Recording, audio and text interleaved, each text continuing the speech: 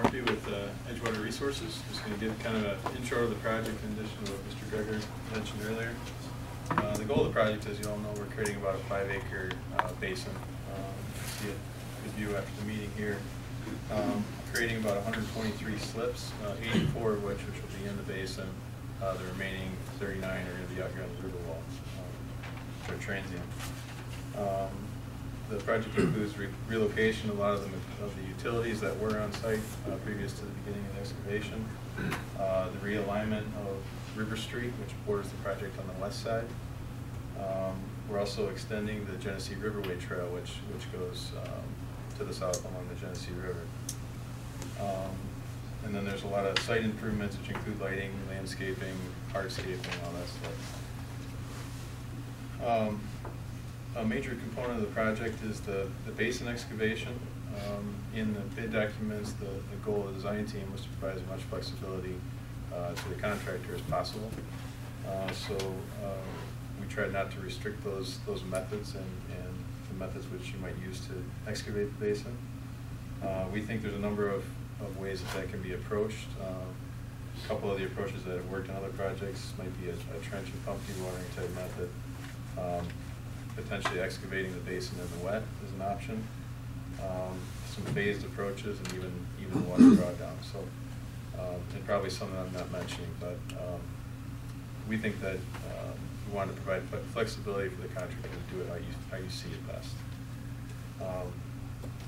Do note that any of the methods that you do pick, they do choose to implement, are going to require the potential settlement of the site and the adjacent existing structures, i.e. the building that we're in, adjacent utilities, and all those things.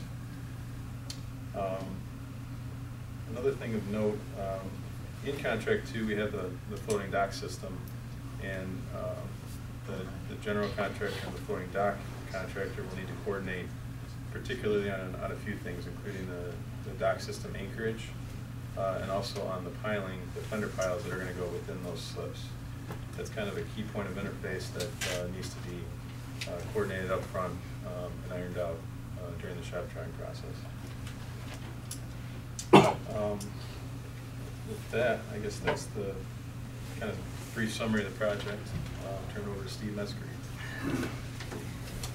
I just have a couple of quick things that project-specific items that haven't been covered yet. The project does have the environmental management plan that's been developed to address the various environmental issues that may be experienced here on the site. Those, the essential elements of that environmental management plan have been boiled down and are included in the document under the environmental management requirements section. It's 20399. Take a look at that. That should spell out the various environmental aspects and requirements that the contractor will be subjected to.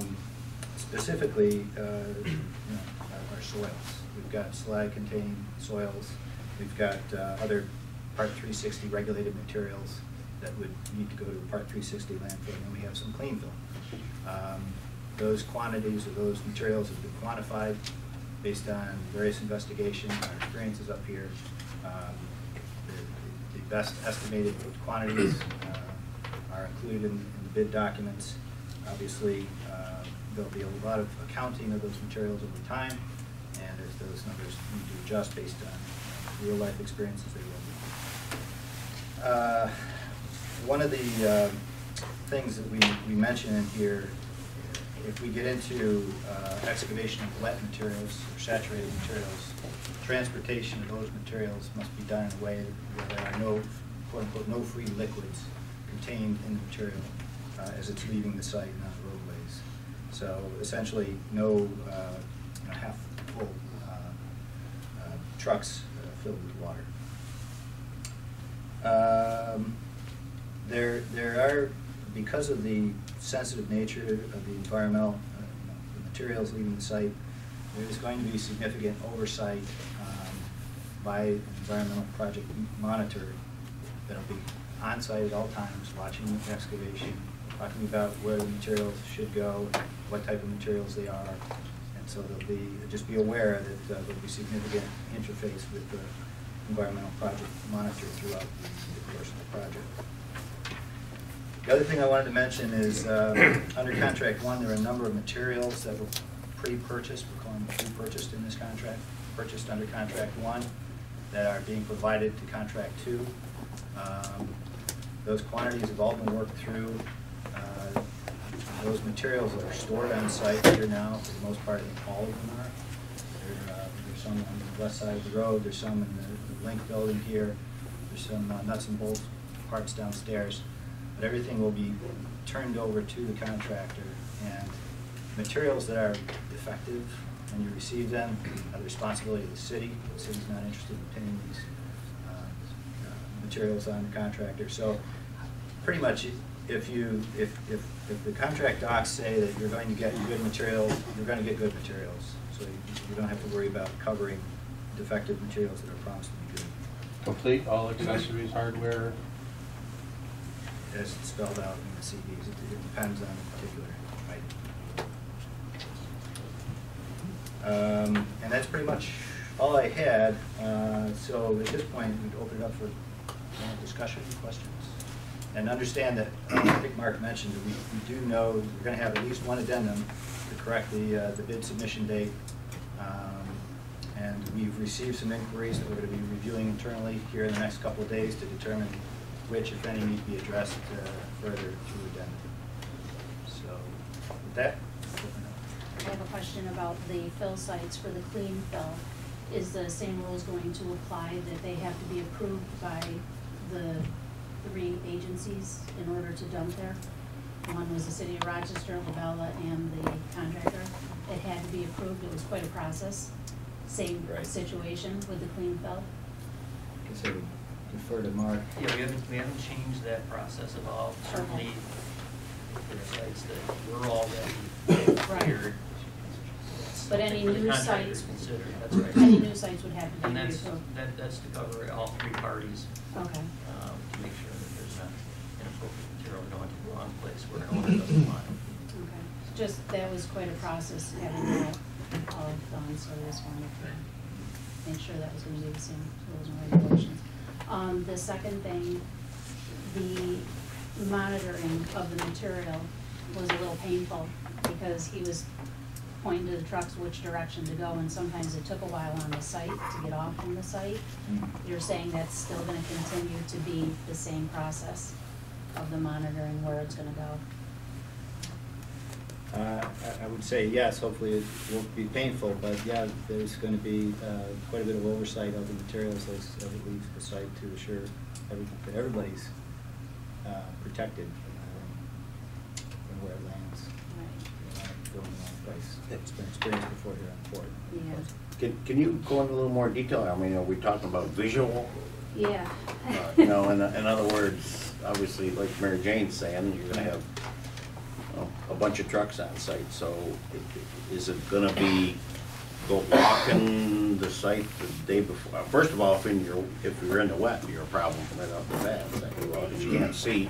Second of all, is it going to be a visual the day before or something and say, hey, this area looks clean, this is going here? I mean, just kind of wondering how that process is going to work. You worked at Mary Jane. Yeah, the process, how I saw it, because I was on the site, was they dig and they get into a section, and if it was bad, they point the trucks in the direction of the bad material. If it was good, they point them in the direction. But it all happened when we were in the process of digging.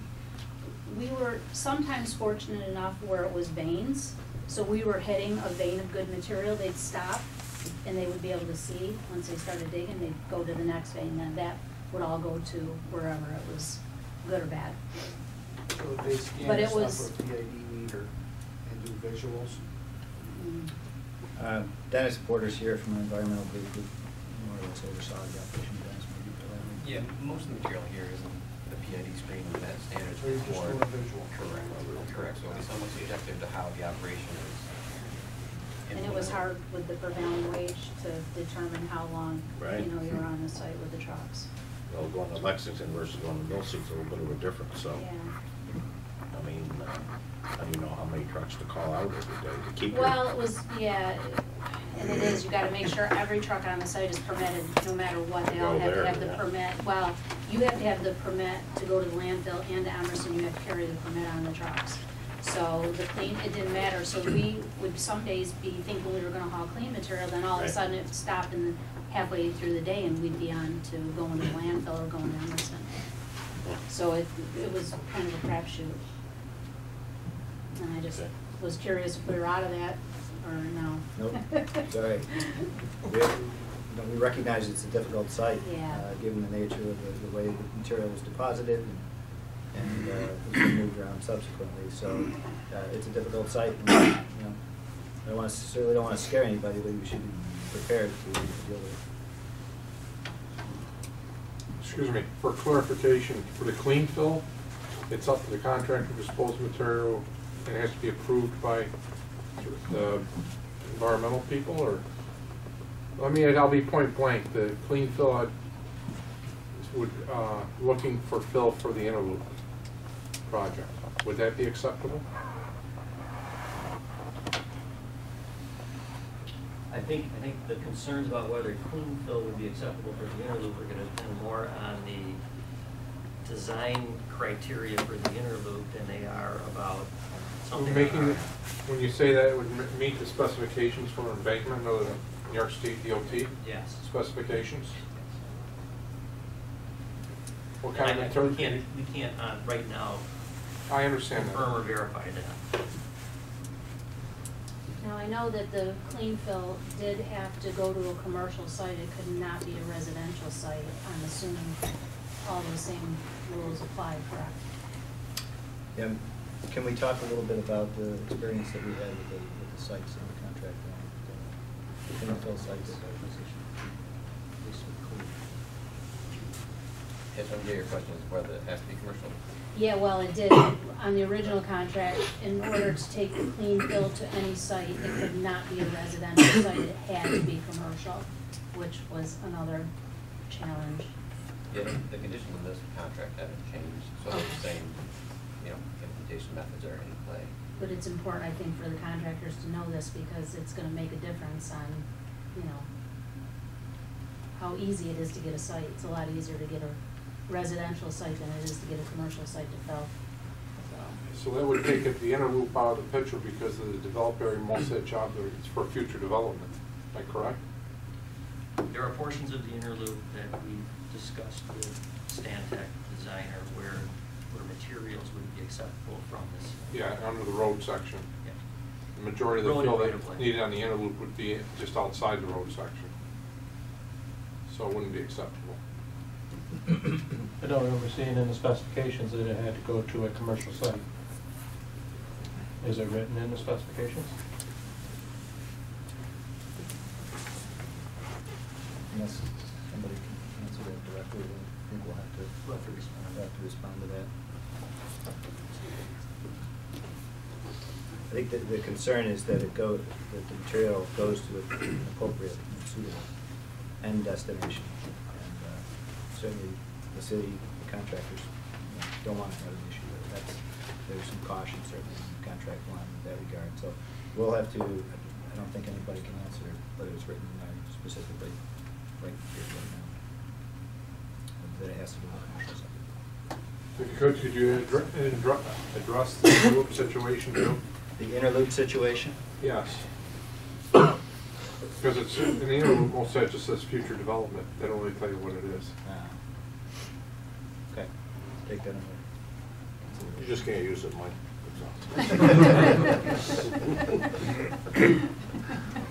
Other questions? Is there, you hear rumors on the street, I mean, with this building foundation, is there any issues with that from the previous contract, or everything's good with the foundation that's been monitored, or?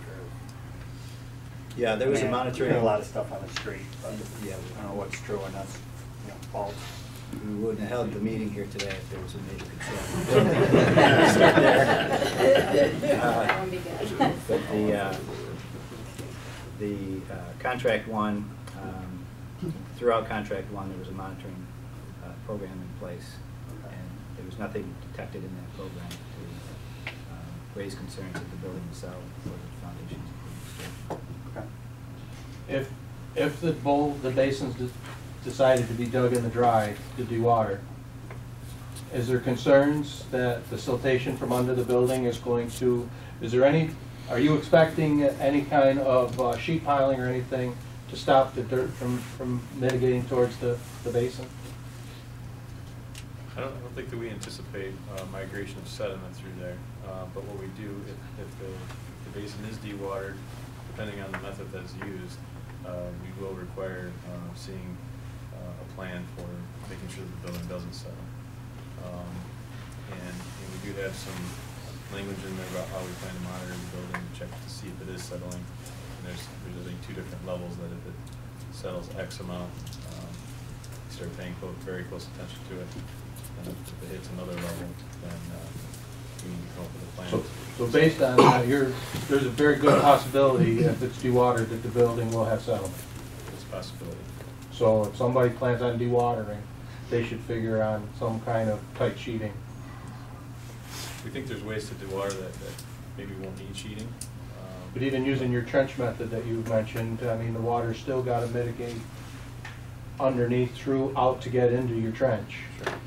So with the different layers of slag, as the water's flowing through that slag, the fine silts that are in this soil is going to travel with the water. Sure. Did you see a case of that before? We didn't. Did you? No. But you haven't really dug much below river level Correct. near the building. You're only down to river level out there now. Right now. And that's when contract 1 ended. Yeah. Is that the reason contract 1 ended? I think contract 1 went actually was below the river level during the time of construction. But not much. Yeah. A foot. Based on the topo that's in the drawings now, you're maybe a foot below river level. I think they were more than that below it during contract 1, but not significant. Yeah. So it's something to be aware of. There's a river right there, and we're digging a hole here, so there is communication of the water between the river and the site. Absolutely. The river water level can vary quite a bit. I Yeah, forget but- about how much, but between spring and. And it's actually higher than the lake, so. Right, but it's never going to get down to 230 like we got to dig the basin. If it does, we're in trouble. So that's why contract 1 ended at that point, they cut the water.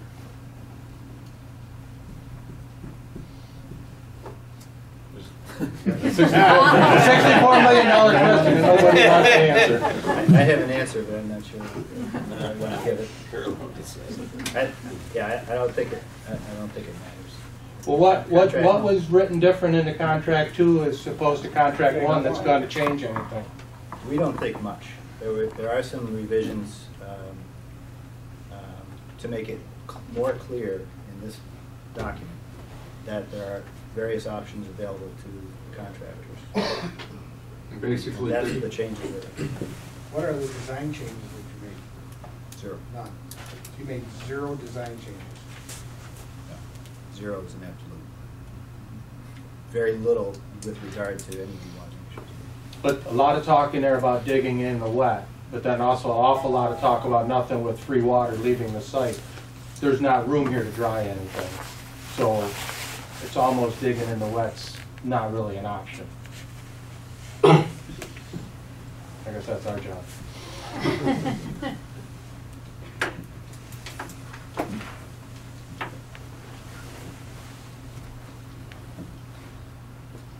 In regards to the environmental management plan, there's a page 6 references the, I don't know if you look at it here, subsurface investigation summary package.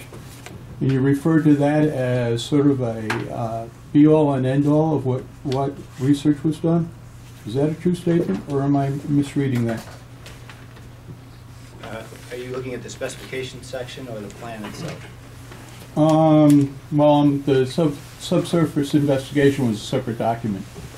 Okay, and there's a specific paragraph in page 6 with the environmental management plan about that being sort of a be-all and end-all in regards to boring tests and the site and so on. Is that accurate? I'm not, I guess I don't understand the nature of the question. I don't think it says be all end all, but what are you asking? There are 5 boring tests listed in that document. They're from 1982. Those boring tests show that they went down to 60 feet, no farther. The intention was obviously not to find bedrock, all right? There are other boring tests that were available in the pre-development document the last time that provide much more critical information about the site itself and the stability of the site, which have been left out from this document, from the subsurface document, and I'd like to have some clarity why that was done.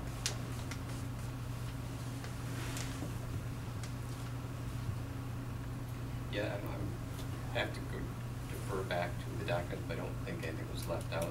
There's, significant amount of information in supplemental documents, including, the boring logs historically through the years for this site, so I think that information is still in this package. Mm-hmm. Well, they weren't printed. They did not come down with the PDF. Okay. I have a second question. There is a map, figure number 3 in the environmental management plan, which supposedly shows all the different test sites at that particular over the whole facility there, or that area. That particular document appears to be doctored such that it appears that there are many more test sites than there really are. There are approximately 60 test sites based on Mr. McGregor's map that he used in a brownfield test back in 2008. That same map has been used in regards to the pre-conference stuff or the pre-development stuff back in 2009. Okay, the 2 maps do not look at all alike, and again, I'm asking, why would that be? The mapping that you're referring to that you think has additional data in it? I don't think. I know there's additional data in there, sir. That's correct. That's because there is additional data, and that's a compilation of all the available. No, sir, that's not true. Yes, it is. No, it isn't. We're not going to argue the point about what's in the contract document, sir. Well, okay, that's fine. The contractor should look at it. They're duplications of the same sites. You get TP11, TP11, HA125, or 123, HA123 over and over. All right, you should be aware of that site. Okay, they're leaving to the contractors the option to figure out how to maintain that wall where it comes between the river and the marina. And based on the geology of that area, you should be concerned. We provided supplemental documents for the contractor to review and consider as they're developing their bids. That's what the purpose of those documents are. Nothing's been doctored. That's a gross misstatement and an allegation that's not supported by any of the facts that. I can show the pictures if you want, sir. You know they exist. Excuse me? I can show you the pictures from your information. That's right. And when we compile documents for this contract, we assembled all the data and overlaid all the data. Nope. That's specifically what the Belly's charge was. And all that information has been provided to the contractor as supporting documents for their use. Dennis, I don't know, you want to add anything to that?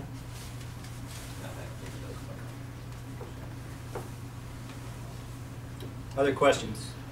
In the spec section, the shoreline protection, it mentions securing and paying for a construction permit from Corps of Engineers or a sedimentation permit. Are there more permits required, or is everything in place? All the permits that are required for the construction of this project are already in place. There are 3 notifications that we will have to do to the contractor that's awarded the contract. They're minor notifications to the state and the Army Corps, essentially notifications of the initiation of work. And then at the end of the project, there are some notifications of termination of work. So we have paid for no permits for No state or federal permits. While you're asking about permits, there will be, much of the work is off right of way. So electrical and plumbing there are no fee permits for the City of Rochester issued, so with regard to certified plumbers and electricians, but it's, I only bring it up so that someone's, well, I didn't know that. It's, much of the work is off right of way. Many contractors are used to working within the right of way, and they don't, But the permits are city's not necessary. going to require a fee for those That's permits. correct, that's correct. It's Okay. just to do it for plumbing and electrical code is all. One other thing, under the dredging spec, in the pay, the method of payment, it says it's by the cubic yard, but in the proposal, it says it's by the ton.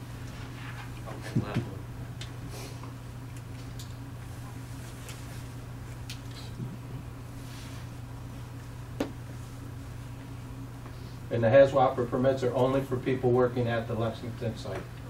People on this site do not have, they need their OSHA 10, but they don't have to have the hazardous 40-hour course. That's correct.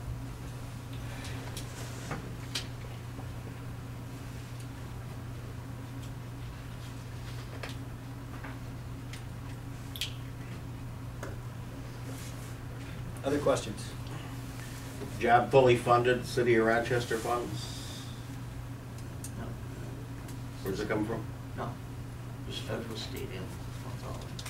But it's fully funded, job fully funded. Oh, yeah, but it's not state funds. Okay.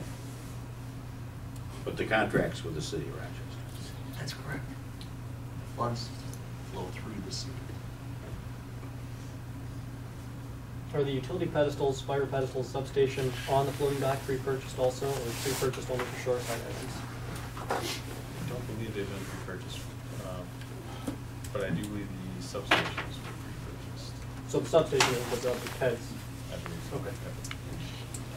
Is it possible to get a list of what was pre-purchased? Yeah. I think we absolutely.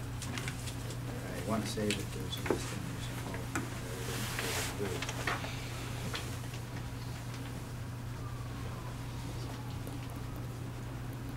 I'll follow up on that. Thanks, Mike.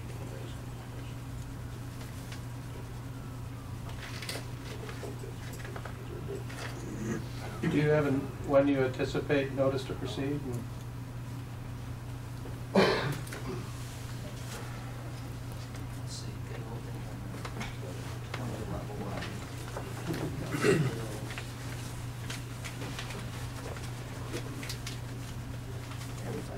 Within 45 to 60 days.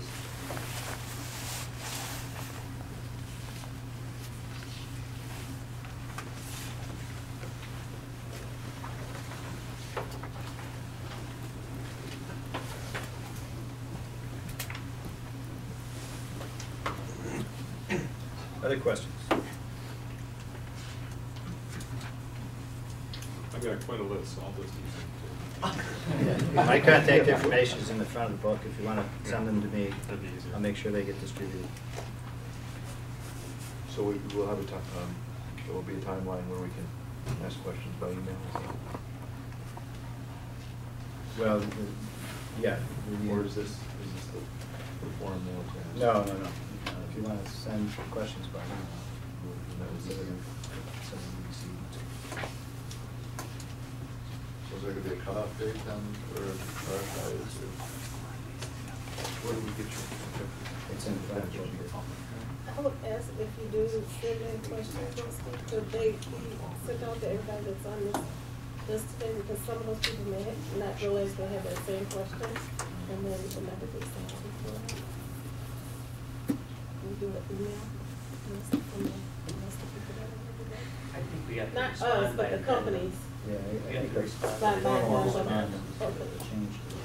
What? No, I'm saying if they have questions, those have to go into an agenda. I don't have to put the responses if they're effective documents. Right. Those are the ones, just in general. Before. So all questions go to them, including doc specifications. Yeah, if you send them to me, I'll make sure they get to the team. I have a question on the apprenticeship. You had mentioned that it would be for the contractor and all subcontractors. I think you know where that's going, don't you, Constance? With the trucking companies, what are you guys that was quite a fight. It cost me several $1,000s in attorney fees. And is that gonna still be the same adventure? Or have you pretty much come to the conclusion that it's not a possibility?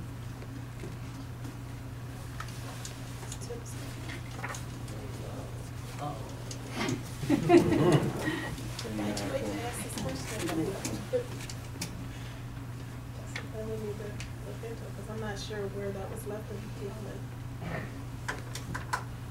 Did that section get left out, I hope? If it did, then Teamsters may bring it up again, so it's. Well, that's my concern, because it is a huge concern. I went through a lot with that, and I don't want to go through it again if I am part of this contract again. Talking about truckers bringing in materials and stuff like that? No, they wanted me to do the apprenticeship Oh. with my trucks, which is impossible. My insurance company would drop me like a hot potato, putting some unqualified driver behind the wheel of it. So it was You're not supposed to, your driver, that train. Yeah, well, I understand that, but they got some experience. They went to driving school at least. Well, that makes me feel better. Which is worse. No stuff coming back later. There's no training goal, which there was a pressure on it, they couldn't, we didn't. Tim left. Right. When you were shooting? With children. And then again, I guess the Teamsters aren't here today, but I guess I can email my questions for the union drivers and all of those challenges that we're part of. Yeah, I would say send your questions. Okay. I will put them before Tim, Okay. and then Todd, and then between the three of us, we should be able to get some kind of answer. Okay. Steve, when you do get a chance to do an addendum, can you incorporate everyone's questions in kind of a question-answer format? Down would be a question-answer format, I think.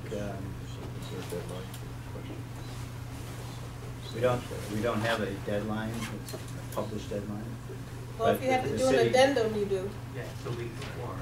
The addendum's not done to do questions and answers, it's to clarify anything that's not clear or wrong in the bid documents. Now, a deadline, as long as you want to keep asking questions and necessitate an addendum, means that we have to push the bid opening out. So I would encourage you, if you have a question, bring it up sooner or later so it can get addressed and not have to delay the bid opening. I agree. Okay. Yeah, I think that, by rule of thumb, and I don't know, maybe it's a hard, fast rule, the city does not want to issue an addendum a week before the bid date, or within a week of the bid date. It's prior to, a week prior to the bid date. I think it's 5 days, but it's not the city, it's New York State Bidding. So if we have an addendum, there's to be, it can't be 4 or 5 days before the bid. I think it's So if you make a statement that all questions have to be in 7 days prior to bid, will they be answered in the addendum? Well, yes. Okay. But the point is, I can't tell you. You could ask a question the day before the bid. If it necessitates an addendum, then I'm stuck. So Right.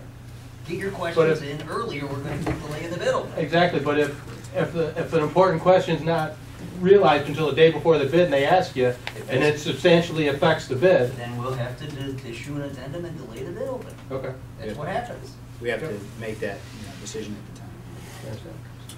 I mean, it's in the city's best interest to have a good, solid bid. If there's an issue out there that's floating around that could significantly sway it one way or the other, they want to answer this. Will there be meeting minutes sent out for today's meeting with the sign-in sheet with contact numbers on it? Yeah. Back to the question and answers. In either case, any question that's submitted is going to be made public to all the bidders, isn't it? Typically, if the questions are weighed, and if there's found to be a need to correct or amend or change or update the bid documents to answer the question effectively, it's done through addendum. There will not be a Q&A question response document sent out that will answer all the questions. So if I happen to send in 5 questions, are you going to answer my 5 questions? Maybe. Okay. Maybe not. If they're written in, if it's something that's in the bid documents, that's clear, there's no need to change the bid documents, so the answer to your question is already there. You pretty much have to evaluate this. Does your question affect something to be misconstrued in the bid documents or not? And if it is, then we have to issue it to everyone by addendum that changes it. If it's a I better understand question that. about something that we feel you have to read the spec, then that will be the answer. That's why there isn't really a question and answer thing. If you ask a question that necessitates us doing an addendum, then that's what we do. That's that. I mean, I don't know what more to say. Okay. There's not to be a dialogue behind the scenes. That's right. That's exactly right. Okay, Couldn't so you just that's, post all the questions and answers to the website? we don't normally do that. I don't know. I'm not an attorney. I don't know what to say. Well, typically on a, say, a New York State DOT contract, that is done. Okay. So, say your interpretation of the contract is different than my interpretation of the contract. You choose not to answer my question, and then later on our lawyers are discussing who was right or wrong. You see what I'm saying? No, I see exactly what you're saying, but it's a fine line between. So we don't normally do this. I've never done this. A Q&A session that gets listed on it. Maybe that's what we want to do. I would hate for, say, Ramsey to write in a series of questions. You guys answer them in perfectly good faith and whatever. I don't see those answers, and for some reason it gives Chris an advantage. And that's why we don't. That's what my first statement was to you. That's not what we do. So we don't answer questions. So if we feel that it changes it, then we do it by addendum. So no questions. I can send any question I want to you, Steve, and the only ones you're going to answer would be answered to an addendum. There's going to be no behind-the-scene answers between you and me. We don't do that. So if I give you 10 questions and you say 9 of them's bullshit, read the spec book, then you're just going to say that. No, yes you would. Okay, so any questions that are going to be answered would be answered. Not saying you're going to answer them, but if you do answer a question to anybody, everybody sees the answer to that question. They don't see every answer that was asked. That's an answer, read the spec. Yeah. That's his answer, read the spec. Yeah. So at least he's answering the question. Oh, yeah, exactly. We get that answer from DOT all the time. Absolutely. Read the spec. Read the spec, okay, you answered it. It's in the spec someplace then. That's what I'm saying. Okay. There's no secret. Yep. If there's an answer that needs to be clarified, then it's clarified. In case you don't answer one of mine. Oh. You already got. Can the city sewer system handle 1,200 gallons a minute for the water pumping? That's what's in the spec. And that's what I would bid. If it's published, I don't know. If it's published in the spec that can handle 1,200, then we're on the hook. Based on our sewer use permit. Did they handle it in contract number 1? Second part of the question. And is it anticipated a lot of this water can be pumped right back into the river, provided it's filtered properly? Yes. Because there's not much quantity of water in there that you guys are paying for treatment of water. That's correct. I mean, like 3 hours. That was the experience. That was the experience during the first contract. They pumped directly back to the river on contract 1? Yeah. Okay.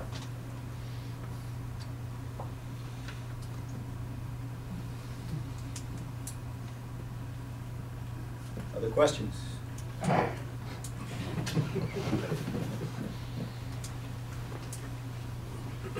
Okay. Thank you, everyone. Good luck.